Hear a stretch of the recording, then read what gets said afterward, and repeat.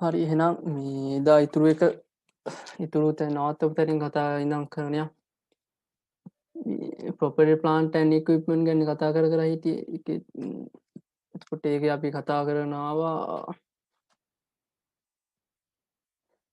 මොනවද property plant and equipment කියන්නේ. ඊට පස්සේ මොනවටද ප්‍රොපර්ටි ප්ලාන්ට් ඇන්ඩ් ඉක්විප්මන්ට් කියන්නේ LKS 16 අදාළ නොවන මොනවද වර්ග හතරක් අපි කතා කරා. ඊට පස්සේ මොනවද හඳුනා ගැනීමේ නිර්ණායක රෙකොග්නිෂන් ක්‍රයිටීරියා කියලා කතා කරා. දෙකක් තියෙනවා කිව්වේ. එකක් තමයි ආර්ථික ප්‍රතිලාභ ගලාණීමේ හැකියාවක් තියෙන්න ඕන සහ දෙවෙනි එක ඒකේ පිරිවැය විශ්වාසනීය ලෙස මයින්න ඕන කියලා කිව්වා. ඊට පස්සේ ඒවට අදාළව අර තියෙන විශේෂ අවස්ථා අපි පහක් කතා කරා. ඊට පස්සේ මෙෂර්මන්ට් ඇන්ඩ් රෙකොග්නිෂන් ඒ කියන්නේ ඉස්සලා හඳුනා ගැනීම ඉස්සලා කතා කරා අපි රෙකොග්නිෂන් කියන එක. ඊට පස්සේ මෙෂර්මන්ට් රෙකොග්නිෂන් කිය මූල්‍ය ප්‍රකාශනයක ලියනවට ඒ ලියන අගය තීරණය කරනවට අපි කිව්වා මෙෂර්මන්ට් කියලා. එතකොට ඒක පිරිවැය කොටස් තුනකින් සමන්විත වෙනවා කිව්වා. ගැනුම් පිරිවැය, පර්චේස් ප්‍රයිස් එක. ඊට පස්සේ දේපල පිරිත උපකරණයේ පිරිවැයට ඍජු ආරෝපණය කළ හැකි පිරිවැය. ඒක ගත්තු අවස්ථාවේ ඉඳන් අපේක්ෂිත තත්ත්වයට ගෙන එන්නක තෙක් දරපු. ඊට පස්සේ ඉනිෂියලි මේ ඇස්තමේතු ගත කර ඩිස්මැන්ටලින් කොස්ට් එක කිව්වේ මේ මොනවද? ගලවා ඉවත් කිරීමේ පිරිවැය. ඊට පස්සේ අර මේ අංක දෙකේ තිබුණ ඒවා මොනවද කියලා කතා කරා. මේකට තියෙන ඒවා ටික අපි කතා කරා. ඊට පස්සේ පිරිවැයට ඇතුළත් කරන්න ඒ කියන්නේ දේපල පිරිත උපකරණයක පිරිවැය යටතට ඇතුළත් කරන්න බැරි පිරිවැය වර්ග මොනවද කියලා කතා කරා. හරි. ඔතෙන් එනකන් අපි කතා කරේද? ඊට පස්සේ අද තියෙන්නේ measurement after recognition. ඒතකොට දැන් recognition කියන එක කියන්නේ හඳුනා ගැනීමනේ. ඒතර හඳුනා ගැනීමනවා කියවි මූල්‍ය ප්‍රකාශනයක ඉස්සෙල්ලාම මූල්‍ය ප්‍රකාශනයක දේපල පිරිත අයිතමයක් ලියනවා නම් ඒකට කියන අපි initial recognition ඉස්සෙල්ලාම ලියනවා. ඊට පස්සේ ඒක හඳුනා ගන්න එපා. ඒක අපි හඳුනා ගන්න වෙන ඕනෑම පත්කමක් අපිට හඳුනා ගන්න වෙන අවස්ථා දෙකකදී. එකක් තමයි initial recognition අනිත් එක තමයි subsequent recognition කියන එක. initial recognition කියලා කියන්නේ ඉස්සෙල්ලාම මූල්‍ය ප්‍රකාශනයක කිසියම් අයිතමයක් ලියනවාට. subsequent measurement එහෙම නැත්නම් පසුකාලීනව මිනුම් කිරීම කියලා කියන්නේ ඉස්සෙල්ලාම හඳුනාගත්තු එකක් යම් ගිණුම් කාලච්ඡේදයකට පස්සේ නැවත හඳුනා ගන්නවට. ඒකට අපි ඉස්සෙල්ලාම ඉනිෂියල් රෙකග්නිෂන් එක කරනවා කිව්වා පිරිවැයට කොස්ට් එකට. මතකද අපි ඉස්සෙල්ලා ස්ලයිඩ් එකෙන් මම දැන් කිව්වේ ඉනිෂියල් රෙකග්නිෂන් කරනවා කිව්වේ කොස්ට් එකට පිරිවැයට. ඊට පස්සේ සබ්සික්වෙන්ට් මෙෂර්මන්ට් එකේදී ඒකම තමයි මේ මෙෂර්මන්ට් ආෆ්ටර් රෙකග්නිෂන් කියලා කියන්නේ. මේකදී අපිට දැන් පාවිච්චි කරන්න පුළුවන් කොස් මොඩල් එක හරි රීවැලුවේෂන් මොඩල් එක හරි. මේවා නම් ට්‍රස් පෙළක් තිබ්බ හින්දා මතක ඇති. ඒකට ඉනිෂියල් රෙකග්නිෂන් එකේදී අපි හඳුනාගත්තේ ඉනිෂියල් එකේදී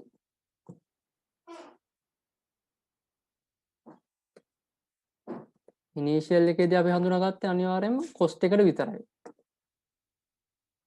කියන්නේ මූලික හඳුනා ගැනීමේදී පිරිවැයට තමයි හඳුනා ගන්න ඕනේ. පිරිවැය කියන්නේ මොකද්ද? පිරිවැය හැදෙන්නේ කොහොමද කියලා තමයි අපි කතා කරේ අර මූලික ගැනුම් පිරිවැය ඊට පස්සේ අපේක්ෂිත තත්ත්වයට ගෙන එන තෙක් දරපු පිරිවැය සහ පසු කාලීනව ගලවා ඉවත් කිරීමට ඇස්මේන්තු කරන පිරිවැයේ වර්තමානංග ඔය තුනේ. තමයි එතකොට කොස්ට් එක හැදිලා තියෙන්නේ. ඊට පස්සේ පසුකාලීනව මිනුම් කරන්න අපි හඳුනා ගන්න භාවිතා කරන කොස් මොඩල් එක. එහෙම නැත්නම් පිරිවැය ආකෘතිය සිංහලෙන් කියන ඊට පස්සේ එහෙම නැත්නම් රීවැලුවේෂන් මොඩල් එක. ඒ කියන්නේ ප්‍රත්‍යා ගන්න ආකෘතිය. මෙතන මතක තියාගන්න ඕනේ සහ පටලවා ගන්න ඕන නැතුව මතක තියාගන්න ඕන දේ තමයි මේ කොස් මොඩල් එක කියලා කියන්නේ කොස්ට් එක නෙවෙයි. හරිද? කොස් මොඩල් එක කියලා කියන්නේ කොස්ට් එක නෙවෙයි. කොස්ට් එක කියන්නේ එකක්, කොස් මොඩල් එක කියන්නේ එකක්. කොස්ට් එක කියලා කියන්නේ කොස්ට් එක කියලා කියන එක තමයි අපි ඉස්සෙල්ලා කතා කරේ. කොස්ට් එක හැදිලා තියෙන ගැනුම් මිලෙන් පවතින තත්ත්වයට අපි කළමනාකරන අපේක්ෂා කරන තත්ත්වයට ගෙන එන තෙක් දරපු පිරිවැය ඊට පස්සේ පසු කාලීනව ගලවා ඉවත් කිරීමට දරන සිදුවේ අපේක්ෂා කරන අගේ වර්තමාන අගේ.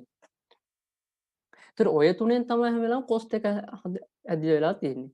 කොස් මොඩල් එක කියලා කියන්නේ පිරිවැය ආකෘතිය සිංහලෙන් කියන පිරිවැය ආකෘතිය කියලා කියන්නේ කිසියම් දේපල පිටියත් උපකරණ අයිතමයක අපි පසු කාලීනව හඳුනාගද්දී ඒකේ කොස්ට් පිරිවැයෙන් සමුච්චිත ෂය සහ සමුච්චිත හානි කරන ලාභ කොස්ට් එකෙන් accumulated depreciation and accumulated impairment loss.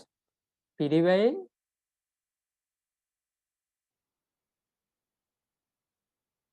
cost model එක කියලා කියන්නේ cost එකෙන් අඩු කරනවා accumulated depreciation සමුච්චිත ෂය සහ සමුච්චිත හානි කරන අලාව accumulated impairment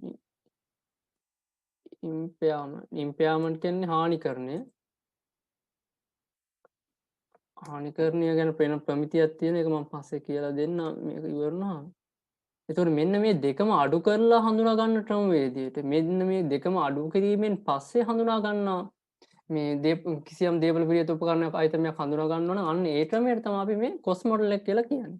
නැත්නම් cost එක නෙවෙයි cost එකෙන් depreciation අඩු සහ accumulated impairment අඩු කරලා හඳුනා ගන්න ක්‍රමයට තමයි cost model එක කියලා කියන්නේ. එතකොට මේක මේ LKS 16 ප්‍රමිතියේ මේකට තනි නමක් කියලා තියෙනවා. මොකද්ද? මේකට කියන තනි නම cost එකෙන් accumulated depreciation and accumulated impairment loss සමුච්චිත ෂය සහ සමුච්චිත හානි කරන අලාභ අඩු කරාට පස්සේ මේකට කියන්න පුළුවන් තනි නම මොකද්ද? ධාරණගේනේ. ඔව් ධාරණගේ ඉංග්‍රීසියෙන් කියන carrying value එක. ධාරණගේ carrying value එක ඉංග්‍රීසියෙන් කියන සිංහලෙන් නම් ධාරණගේ. මේ ධාරණගේ කිය අපි කිසියම් දේපල පිළිවෙත උපකරණයක පිරිවැය හෝ ඒ වෙනුවට ආදේශ කළ අගය. එතන නම් පිරිවැය වෙනුවට ආදේශ කළ අගය කියලා කියන්නේ ප්‍රත්‍යා ගන්න අගය. ඒතර පිරිවැය හෝ පිරිවැය වෙනුවට ආදේශ කළ අගයෙන් සමුච්චිත ෂය සහ සමුච්චිත හානි කරන අලාභ අඩු කරපුවාම වෙන අගයට තමයි අපි ධාරණ අගය කියලා කියන්නේ. ඒතර මේ ධාරණ අගය පෙන්වද්දී cost model එකේදී අපි පාවිච්චි කරන හැම වෙලාවෙම පිරිවැයෙන් සමුච්චිත ෂය සහ සමුච්චිත හානි කරන අලාභ අඩු කරනවා. ඒ පිරිවැය කියවේ අපි අර initially recognition කරපු පිරිවැයම තමයි. ඒකට පසු කාලීන ප්‍රාග්ධන අලුත් වැඩියාවක්. කැපිටල් මේන්ටෙනන්ස් අර පාග්ධනිත කරන්න පුළුවන් අලුත් වැඩියාවක් කරොත් එහෙම පසු කාලීනව ඒකත් එකතු වෙන්න පුළුවන්. හිතමු අපි ඉනිෂියලි එක රෙකග්නිෂන් කරද්දී අපිට ආවේ 5000යි. අපිට පසු කාලීනව දරුවොත් එම් ප්‍රාග්ධන අලුත් වැඩියාවක් 500ක. ඒතකොට 5500ම කොස්ට් එක වෙනවා. ඒතකොට අන්න එහෙම පිරිවැයෙන් සමුච්චිත ෂය සහ සමුච්චිත හානි කරන අලාභ අඩු කරන හඳුනා ගන්න ක්‍රමයට කියන අපි cost model එක කියලා. ඊට පස්සේ මම අර fair value මේ කියන වීඩියෝ එක බැලුවා නම් fair value measurement කියන මේ fair value කරද්දිනුත් කීවා මේ fair value කරද්දිනුත් කීවා මේ cost මේ මම ඉස්සරහටම කියන්නම්. ඊළඟට මෙතන තියෙනවා මේ අපි මේවා නම් මේ මුල් ටිකේ මෙතන අද තිය කරන් තියෙන එකේ මුල් ටිකේ තිබ්බ ඔක්කොම වගේ A level වලට තිබ්බේවා තියෙන්නේ.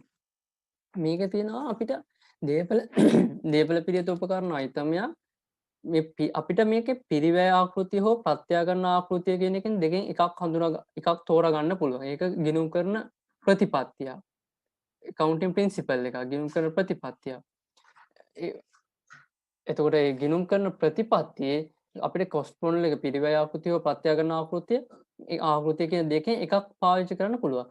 හැබැයි එක වත්කමකට එකම පන්තියේ වත්කමකට පිරිවැය සහ ප්‍රත්‍යාගන්න ආකෘතිය කියන දෙකම පාවිච්චි කරන්න බෑ. ඒ කිව්වේ අපි හිතමුකෝ ඉඩම් කියලා. ඒතර එක ඉඩම cost model එකට තියාගෙන යනවා. අනිත් ඉඩම ප්‍රත්‍යාගන්න මේ revaluation model එකට පවත්වාගෙන යනවා. අන්න එහෙම කරන්න බෑ. සමස්ත පන්තියම ගිණුම් ඒ වත්කම අදාළ වෙන සමස්ත පන්තියම එක්ක ප්‍රත්‍යාගන්න ආකෘතියට එහෙම නැත්නම් පිරිවැය ආකෘතියට කියන දෙකෙන් එකකට පවත්වාගෙන යන්න ඕනේ. ඒක තමයි මෙතන කියන්නේ.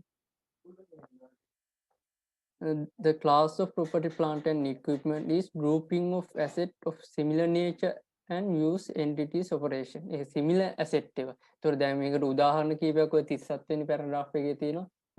land කියපුවා හැම land එකක්ම ඒ කියන්නේ හැම මේ ඉඩමක්ම එකම මේ ක්ලාස් එකේ විදිහට ගන්න. ඒතකොට එක ඉඩම ප්‍රත්‍යාගන්න කළා අනිත් ඉඩම ප්‍රත්‍යාගන්නේ නොකර ඉන්න බෑ. ඊට පස්සේ land and building යන්ත්‍ර ඊට පස්සේ bearer plant කියන එක නම් අපිට නෑ ඔය bearer plant කියන එක මට මතක හිටියේ LKS 41 ද කොහෙද ඉන්නේ ඊළඟට නැව් aircraft ඔය වගේ අර ඊළඟට office equipment ඒ වගේ අර එකම පන්තියේ ඒවා එක්ක ප්‍රත්‍යාගන්න ආකෘතියට පාවිච්චි කරන්න ඕනේ එහෙම නැත්නම් පිරිවැය ආකෘතියට පාවිච්චි කරන්න ඕනේ.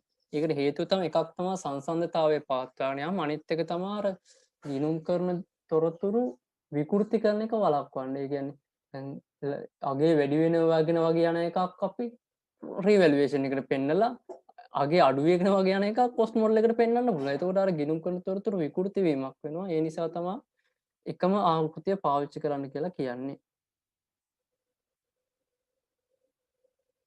ඊට පස්සේ මෙතන අපි දැන් කතා කරන්න යන මෙතන ඉඳන් තියෙන කොස්ට් මොඩල් එක. ඒ කියන්නේ පිරිවැය ආකෘතිය. පිරිවැය ආකෘතිය කියන එක මම අර ඉස්සෙල්ලත් පැහැදිලි කළා. පිරිවැය ආකෘතියෙන් කියන්නේ property plant and equipment ඒ කියන්නේ දේපල පිළිවෙත උපකරණ අයිතමය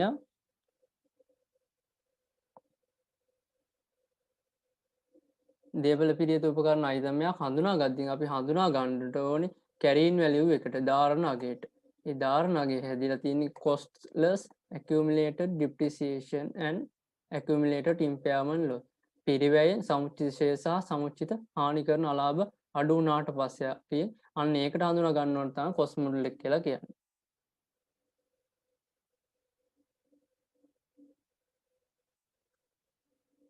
එතෙන් වෙනකන් ටික තේරුණා නේද? ඔව්. හරි. ඊට පස්සේ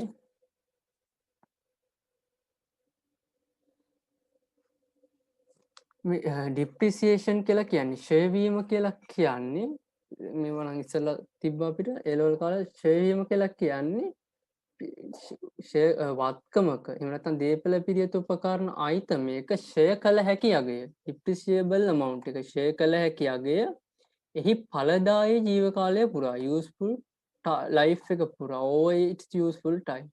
So depreciable amount එක useful life එක පුරාවටම systematically allocation කරනවා. ඒ කියන්නේ ක්‍රමානුකූලව බෙදා වෙන් කරනවා. ඒතර වත්කම දේපල පිළිවෙත උපකරණ අයිතමයක ක්ෂය කළ හැකි අගය ඒ ඵලදායී ජීව කාලය පුරා ක්‍රමානුකූලව බෙදා හැරීමට තමයි අපි ක්ෂය කිරීම කියලා කියන්නේ. මේ ක්‍රමානුකූලව බෙදා හරින්න පුළුවන් ක්‍රම තුනක් තියෙනවා. එකක් මේක ඒ තුන ඉස්සරහටත් තියෙන එකක් තමයි අපිට හීනවන ශේෂ ක්‍රමයට හඳුනා ගන්න පුළුවන්. එහෙම නැත්නම් සරල මාර්ග ක්‍රමයට හඳුනා ගන්න පුළුවන්. එහෙම නැත්නම් තව එකක් තියෙනවා තුන්වෙනි ක්‍රමේ නිෂ්පාදන ඒකක ක්‍රමයට හඳුනා ගන්න පුළුවන්. ඒක ඉස්සරහදී මම කියන්න. එතකොට මේ ක්ෂය කළ හැකි අගය depreciable amount කියන එක ක්ෂය කර හැකි අගය හැදෙන්නේ පිරිවැයේ අදාළ වත්කමේ පිරිවැයේ residual value එක. ඒ කියන්නේ සුන්බුන් අගය අඩු කරාට පස්සේ පිරිවැයෙන් සුන්බුන් අගය අඩු කරාට පස්සේ තමයි ක්ෂය කළ හැකි අගය එන්නේ.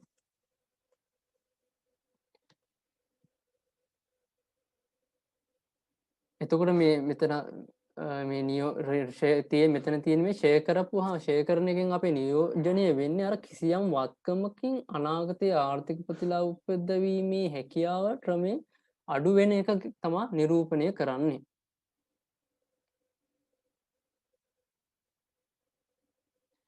ඊට පස්සේ වත්කමක මේ useful life එක එහෙම නැත්නම් ජීව කාලය වත්කමක ජීව කාලය කියන එක ඉකනොමික් ලයිෆ් එක නෙවෙයි. වත්කම ජීව කාලය කියලා කියන්නේ ආර්ථික ජීව කාලය නෙවෙයි ප්‍රයෝජනවත් ජීව කාලය. මේ ජීව කාල දෙකක් තියෙනවා. මතක ඇති ඉස්සරත් තිබ්බක. ජීව කාල දෙකක් තියෙන එකක් තමයි useful life එක අනිත් එක තමයි economic life එක. useful life කියලා කියන්නේ ප්‍රයෝජනවත් ජීව කාලය කියලා කියන්නේ අපි එහෙම නැත්නම් කිසියම් ව්‍යාපාර ඒකකයක් ඒ වත්කමෙන් ආර්ථික ප්‍රයෝජන ලබා ගන්න අපේක්ෂා කරන කාලය. මේ ඉකොනොමික් ලයිෆ් කියලා කියන්නේ යූස්ෆුල් ලයිෆ් කියලා කියන්නේ කිසියම් එක ව්‍යාපාරයක් අදා කිසියම් වත්කමක් මේ භාවිතා කරන්න අපේක්ෂා කරන කාලය. ඉකොනොමික් ලයිෆ් කියලා කියන්නේ ඒ අදාළ වත්කමෙන් ආර්ථික ප්‍රතිලාභ ගන්න පුළුවන් මුළු කාලය. දැන් උදාහරණයක් කිව්වොත් තේරෙයි. දැන් ඕක හොඳටම තේරෙන අවස්ථාවක් තමයි ලීස් කියන ප්‍රමිතිය SLFRS 16.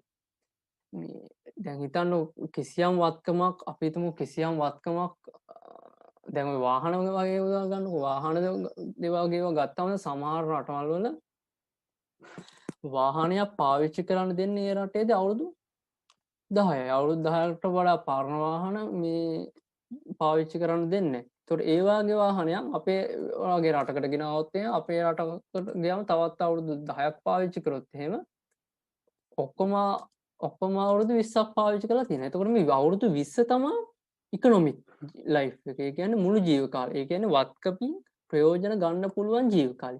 අන්න ඒ ප්‍රයෝජනවත් ජීව කාලයට වඩා අඩුයි හෝ සමාන හැම වෙලාවෙම යූස්ෆුල් ලයිෆ් එක. යූස්ෆුල් ලයිෆ් කියලා කියන්නේ එක ආයතනයක්, එක ව්‍යාපාරයක්. සලකා බලන ආයතනය එහෙම නැත්නම් සලකා බලන ව්‍යාපාරය කොච්චර කාලයක් වත්කම පාවිච්චි කරනවාද, පාවිච්චි කරන්න අපේක්ෂා කරනවාද කියන එක.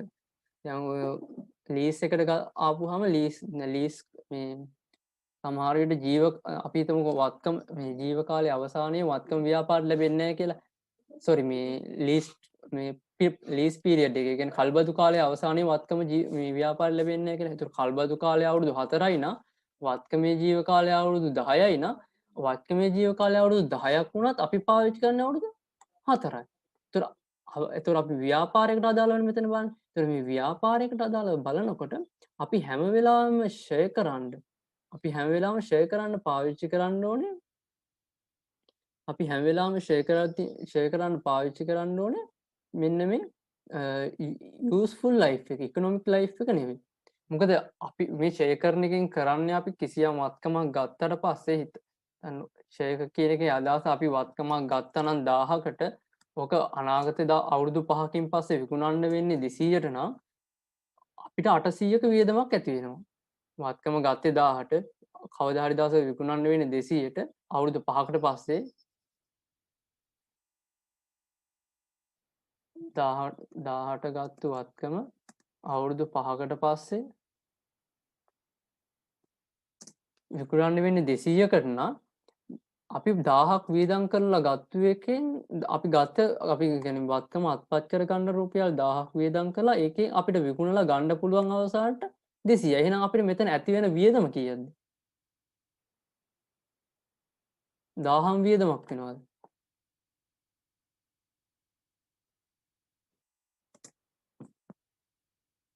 මෙතන ඇති වෙන වියදම කීයද? අපි 1000ක් දීලා වත්කම අදගත්තා. අපිට අවුරුදු 5කට පස්සේ මේක සුන්බුන් නගයක් විදිහට විකුණන්න පුළුවන් 200කට.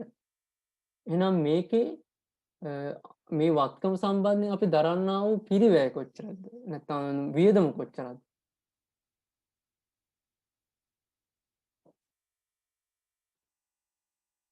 ඔව් වියදම වෙන්න ඕනේ 800ක් නේ.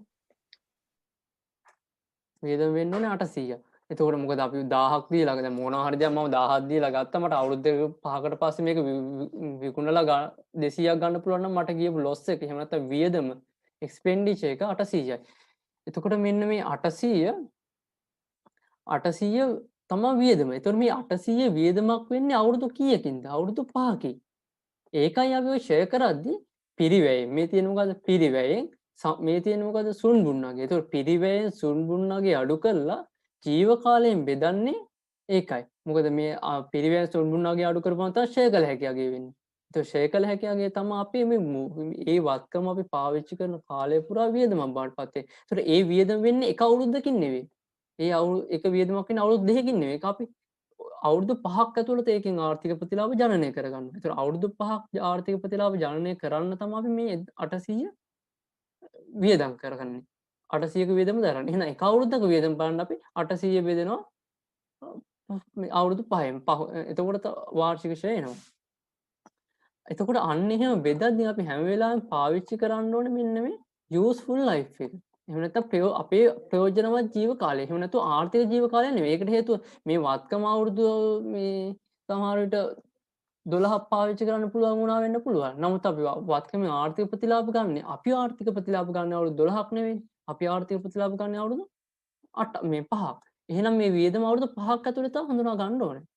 ඒකයි ඔය මේ ෂේක් මොනවද ලීස් ප්‍රමිතිය SLFRS 16 කියන්නේ ආර්ථික ජීව කාලය හෝ කල්බදු කාලය කියන දෙකෙන් අඩු වගේ ගන්න කියලා. මොකද කල්බදු කාලය අත්විඳි කියන කල්බදු කාලය අවසානයේ අපිට වත්කම හම්බෙන්නේ නැත්නම් අපිට මේක අවුරුදු 12ක් පාවිච්චි කරන්න පුළුවන් වුණත් මේ වත්කම අවුරුදු 12ක් පාවිච්චි කරන්න පුළුවන් වුණත් අපිට අවුරුදු 5කින් ආපහු දෙන්න වෙනවා.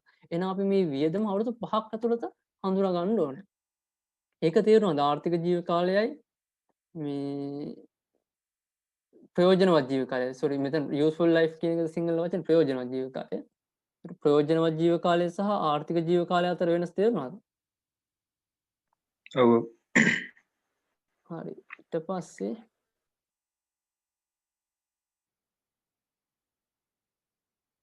ඒතර හැම වෙලාවෙම මම කියනවා මේ ආර්ථික ජීව කාලයට වඩා ප්‍රයෝජනවත් ජීව කාලය එක්කෝ අඩුයි. එහෙම නැත්නම් සමානයි. ඒකයි මෙතන තියෙන්නේ useful life asset එක එක්ක සමාන බොහෝ වෙලාවට සමාන මේ අඩුයි. එහෙම නැත්නම් සමානයි. මොකද අපිට වත්කම් පාවිච්චි කරන්න පුළුවන් කවුරු පාවිච්චි කරත් පාවිච්චි කරන්න පුළුවන් අවුරුදු 10 නම් අපිත් පාවිච්චි කරනවා නම් ඒ අවුරුදු 10ම එතකොට ආර්ථික ජීව කාලය සහ ප්‍රයෝජනවත් ජීව කාලය සමාන වෙනවා. ඊට පස්සේ මේ වත්කමක ෂය කළ හැකි එහෙම නැත්නම් ෂය කළ හැකි අගය එහෙම නැත්නම් ෂය වෙන අගය තීරණය කරන සාධක කීපයක් තියෙනවා. ප්‍රධාන වශයෙන් මේ ප්‍රමිතියේ තියෙන සාධක හතරක්. ඒ හතරම තමයි මෙතන දාලා තියෙන්නේ. පළවෙනි එක තමයි අපේක්ෂිත භාවිතය expected usage එක. ඒතර කිසියම් අයිතමයක් අපි හිතමු දැන් වාහනයක් ගත්තොත් එක්කෙනෙක් දවසකට නැත්නම් අපි හිතමු වාහන මේ නිෂ්පාදන ආයතනයක් කියලා. එතන වාහන නිෂ්පාදනය කරන ආයතනයක් අපි එක ආයතනයක් දවසට පැය 6යි යන්ත්‍ර වැඩ කරන්නේ. තව ආයතනයක් තියෙනවා ඒ වගේම යන්ත්‍රයක් පාවිච්චි කරනවා. එයාලා පැය 12ක් වැඩ කරනවා shift එකට වගේ. හරි. එතකොට මේ ආයතනය දවසට පැය 6යි වැඩ කරන්නේ. මෙයාලා දවසට පැය 12ක් යන්ත්‍රය වැඩ කරනවා. එහෙනම් මේ ආයතනය වැඩිපුර යන්ත්‍රයෙන් දවසකට වැඩ කරනවා. එහෙම වුණොත් මෙයාලගේ usage එක expected usage එක අපේක්ෂිත භාවිතය වැඩි. එහෙනම් මෙයාලගේ ෂෙයා වැඩි වෙනවා. මොකද ඒ වත්කම එතකොට ඉක්මනින් යල් පැනීමට ලක් වෙනවා. එතකොට අන්න ඒ වගේ මෙතන වත්කමක ජීව කාලය. ඇත්තට වත්කම ජීව කාලය තීරණය කරන සාධක useful life එක වත්කම ජීව කාලය තීරණය කරන එක සාධකයක් තමයි අපේක්ෂිත භාවිතය. අපේක්ෂිත භාවිතය වැඩි වෙන්න useful life එක ප්‍රයෝජනවත් ජීව කාලය අඩු වෙනවා. අනිත් එක තමයි physical wear and tear කියන්නේ භෞතික වැහැරීම වගේ දේවල්. ඒ කියන්නේ ඒක දැන් වාහනයක් වගේ ගත්තොත් එහෙම අර හැප්පිලා, සීරිලා ඒ වගේ හානි වෙලා තියෙනවා නම් අන්න ඒ වගේ දේවල් වලට තමයි වැහැරීම කියලා කියන්නේ. දැන් යන්ත්‍රයක් වගේ ඒවා නිකන් ගැටීමකට ලක් වෙලා නැත්තම් කෑලි ගැලවිලා අන්න ඒ වගේ අර භෞතිකව හානි වෙලා තියෙනවා නම් අන්න ඒකත් ජීව කාලය අඩු වීමට හේතුවක් වෙනවා. ඊට පස්සේ තාක්ෂණික ටෙක්නිකල් කොමර්ෂල් ඔබ්සරන්ස් කියලා කියන්නේ තාක්ෂණික හෝ කොමර්ෂල් වාණිජමය යල් පැනීමක්. එතකොට ඒ කියන්නේ දැන් කිසියම් ආයතනයක තියෙන දේපල පිළිවෙත උපකරණයක තාක්ෂණිකව යල් පයින්න පුළුවන්. එහෙම නැත්නම් වාණිජමය වශයෙන් යල් පයින්න. තාක්ෂණිකව යල් පයින්නවා කියලා කියන්නේ දැන් උදාහරණයක් ටයිප්‍රයිටර් එකක් ගත්තොත් එහෙනම් ටයිප්‍රයිටර් එක දැන් පාවිච්චි කරන්නේ ඒකට වඩා දියුණු තාක්ෂණයක් කියලා තියෙනවා. අන්න තාක්ෂණික යල් පැනීම. ඊට පස්සේ දැන් ෆෝන් එකක් ගත්තොත් එහෙනම් දැන් උදාහරණයක් විදිහට ඒක ෆෝන් එකක් ගන්න පුළුවන්. දැන් ෆෝන් වල සමහර දැන් පරණ කාලේ තිබුණු Android ෆෝන් එකකට ඔය එහෙම zoom app එකෙන් වැඩ කරන්නේ. දැන් අපි ඔය කතා කරන්නේ zoom එහෙම වැඩ කරන්නේ Android මේ කලින් ආපු version වලට. ඒතර අන්න ඒවා ඒතර ඒ කලින් ආපු version තාක්ෂණික යල් පැනන.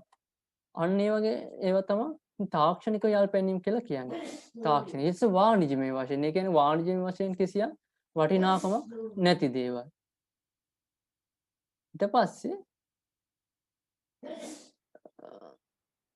එහෙම නැත්නම් මේ නිෂ්පාදනයේ ඉම්ප්‍රූව්මන්ට් එක අපි ප්‍රොඩක්ෂන් එකේ ඉම්ප්‍රූව්මන්ට් එක ප්‍රොඩක්ෂන් එකේ ඉම්ප්‍රූව්මන්ට් එකක් කියන්නේ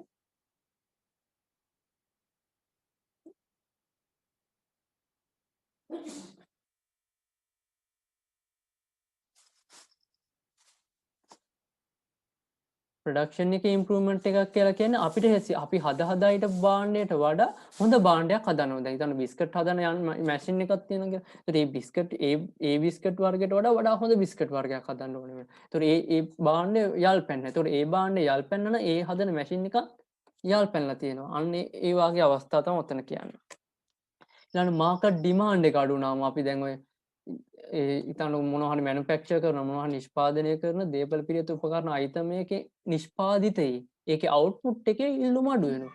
ඒතර අවුට්පුට් එකේ ඉල්ලුම අඩු වුණොත් එහෙම මොකද වෙන්නේ? ඒකෙන් ඒක අපිට තවදුරටත් නිපදවන්න බැරුව යනවා. එතකොට ඒක අර ගත්තු ඇසෙට් එක අපිට එතනින් එහාට පාවිච්චි කරන්න බැරුව යනවා. ඒක තමා මෙතන මේ තාක්ෂණික සහ වාණිජමය යාල්පැනීම කියන්නේ. ඊට පස්සේ තමයි legal and similar limit. ඒ කියන්නේ නෛතික නීතිමය හෝ ඒ හා සමාන සීමා. දැන් මං කියවර සමහර රටවල වාහනයක් අවුරුදු 10කට වඩා පාවිච්චි කරන්න දෙන්නේ නැහැ. ඒතර අවුරුදු 10කට වඩා ඒ වාහනේ පාවිච්චි කරන්න පුළුවන් වුණත් ඒ කියන්නේ භෞතිකව පුළුවන් වුණත් ඒක නීතිමය අවසරයක් ලැබෙන්නේ නැහැ. ඒතර නීතිමය අවසරයක් ලැබෙන්නේ නැති වුණොත් අපිට useful life එකට විදියට ගන්න වෙන්නේ උපරිම අවුරුදු 10ක්. ඒ හතර තේරුණාද? තේරුම් නැති එකක් තියෙනවා නම් අහන්න.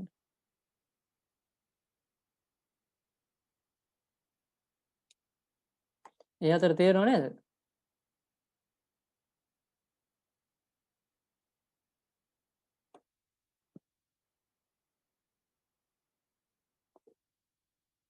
තේරුණාද ආයි කියන්නද? හරි තේරුණා. හරි.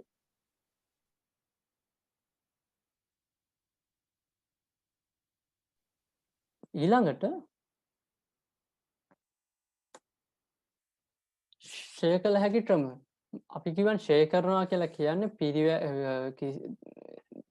තේපල පිළියෙත උපකරණ ආයිතමයක ෂෙයා කළ හැකි අගය depreciable amount එක ෂෙයා කළ හැකි අගය එහි ඵලදාය ජීව කාලය පුරා ක්‍රමානුකූලව බෙදා හරිනවා. ඒතකොට ක්‍රමානුකූලව බෙදා හරිනවට තමයි අපි ෂෙයා කරනවා කියලා කියන්නේ. ඒතකොට ෂෙයා කරන්න පුළුවන් ක්‍රම තුනක් මේ ප්‍රමිතියේ තියෙනවා. එකක් තමයි මම අර ඉස්සෙල්ලා කිව්වා වගේ සරල මාර්ග ක්‍රමය, හීනවන ශේෂ ක්‍රමය සහ නිෂ්පාදන ඒක ක්‍රමය. එතකොට ඒක මොන ක්‍රමයේද තීරණය කරනවන්නේ කියන එක ඒ තුනේ මොන ක්‍රමයේ තීරණය කරන්නේ ඒක ඒ තුනෙන් මොකද්ද තීරණය මේ මොන ක්‍රමයේද අපි පාවිච්චි කරන්න කියලා තීරණය කරන්නේ මොකක්ද දිහා බලලාද ඒක අපි තීරණය කරන්න ඕනේ ඒ අදාළ වත්කමින් අනාගත ආර්ථික ප්‍රතිලාභ ගලාගෙන එන රටාව දිහා බලලා pattern එකයි මෙතනදී pattern of which asset future economic benefit වත්කම හා බැඳුණු අනාගත ආර්ථික ප්‍රතිලාභ අදාළ ආයතනය පරිභෝජනය කරන රටාව දිහා බලලයි අපි මේ වත්කමක් ක්ෂය කරන ක්‍රමය තීරණය කරන්න ඕනේ. ඒතකොට ක්ෂය කරන ක්‍රම තුනක් තියෙනවා. සරල මාර්ග ක්‍රමය, හීනවන ශේෂ ක්‍රමය සහ නිෂ්පාදනය ක්‍රමය කියලා. ඒතකොට සරල මාර්ග ක්‍රමය කියලා කියන එක දන්නවනේ. හැම අවුරුද්දම සමාන පිරිවැයෙන් සමුච්චය අඩු කරලා ජීව කාලයෙන් බෙදුවා. diminishing value balance method කියලා කියන්නේ හීනවන ශේෂ ක්‍රමය. හීනවන ශේෂ ක්‍රමයේදී අපි කරන්නේ අර ඉතුරු වෙලා තියෙන ෂේ වෙලා නැතුව ඉතුරු වෙලා තියෙන අගේ එහෙම නැත්නම් වත්කමේ පිරිවැයෙන් එතෙක් කරලා තියෙන සමුච්චය අඩු වුණාම ඉතුරු වෙන අගේ ධාරණාගේ යම් කිසි ප්‍රතිශතයක් ෂෙයා කරන එක. නිෂ්පාදන ඒකක ක්‍රමයෙන් කරන්නේ නිෂ්පාදන හදන ඒකක ප්‍රමාණය අනුව ෂෙයා කරන එක. ඒත් සරල මාර්ග ක්‍රමයේදී අපි හිතනවා ආර්ථික ප්‍රතිලාභ හැමදාම හැම අවුරුද්දෙම ඉන්න සමානව කියලා. දැන් උදාහරණයක් විදිහට ගත්තොත්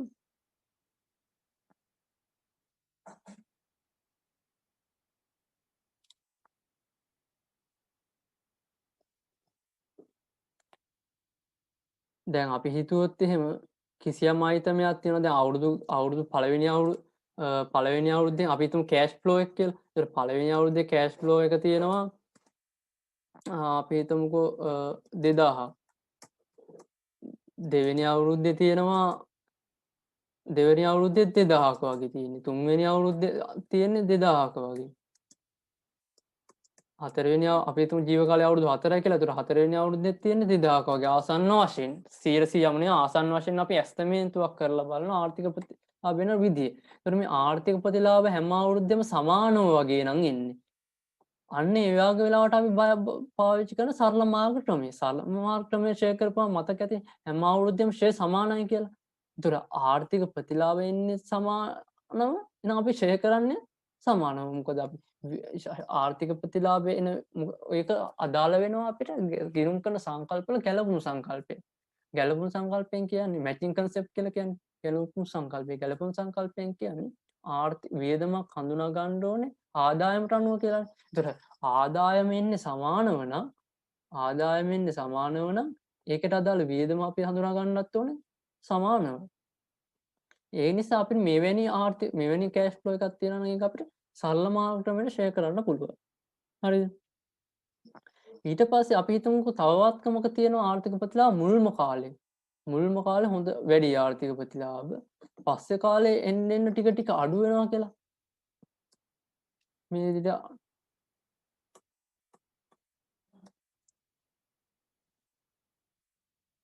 මේ මන් දාලා තියෙන ආර්ථික ප්‍රතිලාභය. එහෙම නැත්නම් මුදල් ප්‍රවාහයන්. එහෙම නැත්නම් කෑෂ් ෆ්ලෝ එක එන විදිය. ඒතර ජීව කාලය පුරා කෑෂ් ෆ්ලෝ එක මෙහෙමනම් එන්නේ. ඒ කියන්නේ ආර්ථික ප්‍රතිලාභය ටික ටික අඩු වෙන ස්වභාවයෙන් නම් ඒ වත්කමේ ආර්ථික ප්‍රතිලාභ තියෙන්නේ. ඒ වත්කම හා බැඳුණු ආර්ථික ප්‍රතිලාභ අපි ලබන ප්‍රයෝජනේ ටික ටික අඩු වෙන ස්වරූපයෙන් නම් තියෙන්නේ. අන්න එවැනි වත්කමක් අපි ෂෙයා කරන්න පාවිච්චි කරන හීනවන ශේෂ ක්‍රමය. ඩිමිනිෂන් බැලන්ස් මෙතඩ් එක. ඒකට හේතුව තමයි හීනවන ශේෂ ක්‍රමයේ මම එකක් හදලා පෙන්නන්නම්. මතක් වෙන්නත් එක හීනවන ශේෂ ක්‍රමයේදී මතක ඇති මුල් කාලයේ ෂේ වැඩි පසු කාලීනව යන්න යන්න ෂේ මොකද වෙන්නේ එන්න අඩු වෙනවා. ඒතකොට ආර්ථික ප්‍රතිලාභයෙන් එන්න අඩු වෙනවා. ඒ නිසා අපි ෂෙයත් එන්න අඩු වෙන විදිහට හඳුනා ගන්නවා. ඒකට තමයි හීනවන ශේෂ ක්‍රමය කියලා කියන්නේ.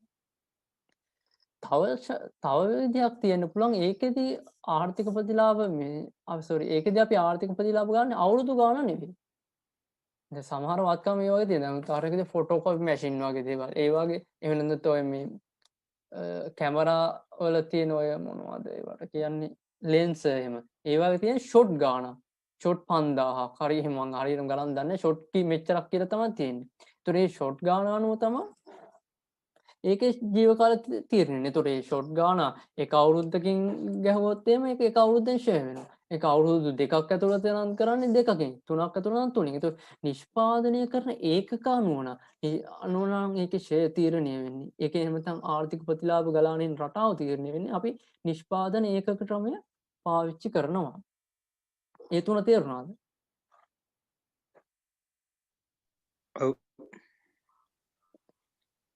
එතකොට ඔය MCQ එහෙම මේකර තියෙනවා කියපු නිසා දැන් මේ ෂෙයා ක්‍රමයක් තෝරා ගැනීම ගිණුම් කරන ප්‍රතිපත්තියක්ද එහෙම නැත්නම් ඇස්ටිමේට් වෙනස් වීමක්ද? ඒ ලෙවල් කාලෙත් මේවා තිබ්බා. accounting policy එකක්ද එහෙම නැත්නම් accounting estimate එකක්ද? estimate එකක්ද? කියන්න බලන්න. එස්ටිමේට් නේද? ඔව් මේක ගිණුම් කරන ඇස්තමේන්තුවක් වෙනවා. ඒකට හේතුව මොකද්ද? අපි මේ සරල මාර්ග ක්‍රමයට දශය කරන්නේ. අපි මේ සරල මාර්ග ක්‍රමයට දශය කරන්නේ, හීනවන ශේෂ ක්‍රමයට දශය කරන්නේ, නිෂ්පාදන ඒකක ක්‍රමයට දශය කරන්නේ කියලා තීරණය කරන මොකක්ද දිහා බලලා? අනාගතයේ ආර්ථික ප්‍රතිලාභ ගලාවන රටාව දිහා බලලා. එතකොට මම තීරණය කරනවා නම් සරල මාර්ග ක්‍රමයට දශය කරන්න. ඒතකොටදී මම හිතන්න ඕනේ මේ වත්කමේ සමානව ආර්ථික ප්‍රතිලාභ ගලාගෙන එනවා. දැන් උදාහරණයක් විදිහට හිතන්න පාරට බස් එකක් දානවා. ඒතර පාරට බස් එකක් දාද්දී ඒක අවුරුදු 10ක් දුවන්න පුළුවන් නම් ඒ අවුරුදු 10ම එක හා සමානව දල වශයෙන් ආර්ථික ප්‍රතිලාභ එන්නේ. ඊට පස්සේ තව මොනවා හරි ගත්තොත් ආර්ථික ප්‍රතිලාභ එන්න අඩු වෙන එකක් වගේ ගත්තොත් එහෙම දැන් ඔය උදැල්ලක් වගේ ගත්තොත් එහෙනම් මුල් කාලේ හොඳට කැපුවේ නැත්නම් ඔය කපන මොනවා හරි දේවල්. ඒ වගේ මුල් කාලේ හොඳට කැපෙනවා පහු කාලේ වෙනකොට ඒ කැපෙන ගතිය අඩු වෙනවා. එතකොට ඔය පේන්ට් කරන දේවල් ඒ වගේ දේවල් වල මොකද මුල් කාලේ හොඳට වැඩ කරනවා පහු වෙනකොට ඒවා අයින් කරන්න සිද්ධ වෙනවා. එතකොට අන්න මුල් කාලේ හොඳට වැඩ කරන කෙනා මුල් කාලේ වැඩිපුර ආර්ථික ප්‍රතිලාභ යනගෙන එනවා. පසු කාලේන ආර්ථික ප්‍රතිලාභ ක්‍රමයෙන් අඩු වෙනවා. එහෙනම් පසු කාලේ එහෙනම් ඒ වගේ අවස්ථාවක අපි හීනෝන් ශේෂ ක්‍රමය පාවිච්චි කරනවා. එහෙම නැත්නම් නිෂ්පාදන ජීව කාලය තීරණය වෙන්නේ අපි අවුරුදු ගාන අනුව නෙවෙයි නම් අපි හදන ඒකක ගාන අවුට්පුට් එක අනුව නම්. අන්න එවැනි අවස්ථාවක අපි නිෂ්පාදන ඒකක ක්‍රමය පාවිච්චි කරනවා. එතකොට මේ සරල මාර්ග ක්‍රමය